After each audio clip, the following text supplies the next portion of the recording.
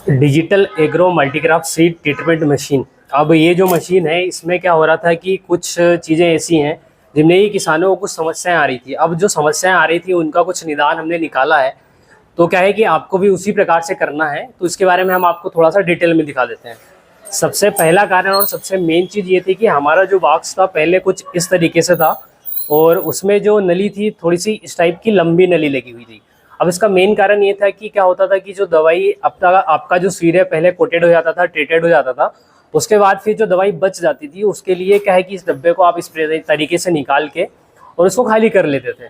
अब क्या हो रहा था कि इसमें थोड़ी सी समस्या ये आ रही थी कि इसमें क्या हो रहा था कि ये जो नली लंबी हो रही थी इसमें क्या हो रहा था कि यहाँ पर एयर बन रही थी। अब ये एयर को निकालने के लिए हमने, और जो एयर बन रही थी उसके कारण क्या हो रहा था कि प्रॉपर तरीके से सही तरीके से आपका जो केमिकल है, जो दवाई है, वो प्रॉपर तरीके से इसमें से निकल नहीं पा रही थी। अब इसमें से थोड़ा सा चेंजेस हमने ये किया है कि इस बॉक्स को इसमें से निकालने के बाद फिर क्या किया कि हमने इस बॉक्स को पलटा के लगा दिया है कुछ इस तरीके से। अब इसमें क्या हुआ, पहले सबसे पहली चीज़ ये हुई कि जो नली का साइज़ बहुत ज़्यादा लंबा था वो साइज़ काफ़ी ज़्यादा छोटा हो गया। अब छोटा साइज़ होने की वजह से क्या हो रहा है, इसमें जो दवाई है वो प्रॉपर तरीके से सही तरीके से निकल रही है और सही तरीके से कोटेड भी हो रहा है आपका सीड। अब इसमें चेंजेस ये करना है कि थोड़ा सा जो स्लोप है आपका जो बॉक्स है जहाँ आपकी नली लगी हुई है वहाँ होना चाहिए ताकि पूरे बॉक्स की जो दवाई है वो यहाँ पर इस सेंटर पॉइंट को कवर अप करे। मतलब यहाँ से पूरी जो दवाई है आपकी इसमें से निकल के और आपकी सीड को प्रॉपर तरीके से कोटेड कर ले। अब हम आपको पूरा प्रैक्टिकली दिखाते हैं कि आपको इसमें कौन कौन सी चीज़ें ध्यान में रखनी है। अब सबसे पहले मैं आप सभी को दिखा देता हूँ कुछ दवाई लेके। अब हमारे पास एक ये जो घोल है, अब 1 क्विंटल सीड के लिए काफ़ी किसान हमारे कमेंट कर रहे थे, पूछ भी रहे थे कि आपका जो घोल है वो किस तरीके से लेना है। तो आपको 1 क्विंटल सीड के लिए आपको 600 700 से लेकर 800 ml आपका घोल होना चाहिए। उसमें पानी भी होना चाहिए, पानी के साथ में आपका केमिकल जो भी आप ले रहे हैं, क्योंकि हर एक केमिकल अलग अलग तरीके से काम करने वाला है। अब जैसे झिलोरा है तो उसका जो डोज है प्रॉपर तरीके से कुछ अलग तरीके से है।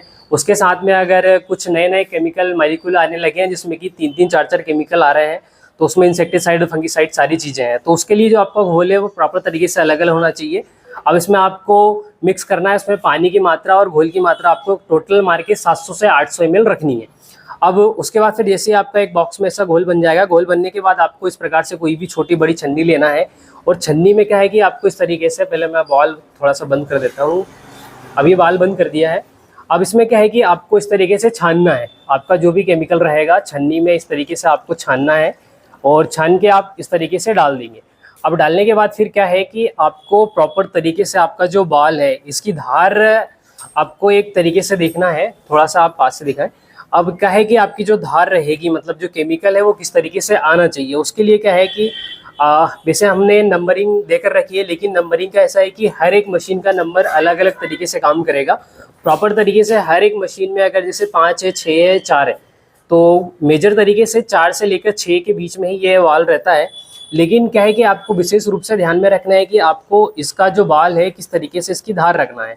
प्रॉपर तरीके से अगर देखा जाए तो आपकी धार बन जाना चाहिए, मतलब कुछ इस तरीके से आप जो केमिकल मॉलिक्यूल यूज़ कर रहे हैं उसकी धार कुछ इस तरीके से बन जाना चाहिए। और आपको क्या है कि विशेष रूप से ध्यान में रखना है कि पहले आपको ये जो आपका मॉलिक्यूल है या फिर जो आपका घोल है इसको पहले चालू करना है, उसके बाद फिर आप क्या करेंगे कि आपका जो सीड का बाल है उसको चालू करेंगे, ताकि जो दवाई है पहले आपके ड्रम में चला जाए उसके बाद फिर आपका सीड जाए, ताकि कोटेड सही तरीके से हो पाए।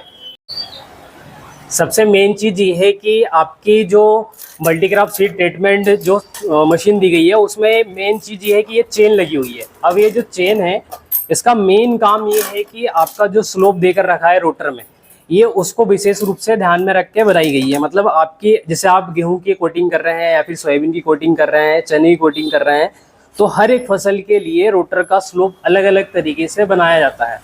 अब क्या है कि जैसे आप अभी फिलहाल में सोयाबीन की कोटिंग की है, इसके लिए जो आपका स्लोप है इसमें जो चेन है इसमें आपको जो कड़ी दे के रखी है, ये कड़ी आपको लगभग 15 गिननी है और 15 गिनने के बाद फिर आपको ये जो पिन है इसको लगाना है, ताकि आपका जो स्लोप है सही तरीके से हो जाए और आपकी कोटिंग सही तरीके से होती रहे। इसी के साथ में आपको मेन चीज़ एक ध्यान में रखनी है कि सबसे पहले आपको मोटर स्टार्ट करनी है, स्विच स्टार्ट करना है। जैसे आपकी मोटर स्टार्ट होगी उसके बाद फिर आपको दवाई का बाल चालू करना है। बाल चालू होने के बाद फिर आपको जो सीड का बाल दिया गया है उसको आपको स्टार्ट करना है और फिर आपकी कोटिंग स्टार्ट हो जाएगी। स्टार्टिंग में आपका अगर जैसे कि मान लीजिए कि 10 किलो या फिर 15 किलो जो कोटिंग है वो सही तरीके से आपको देखना है, और जैसे ही आपका बाल और सही तरीके से कोटिंग हो जाए उसके बाद फिर आप कंटिन्यू कोटिंग कर सकते हैं।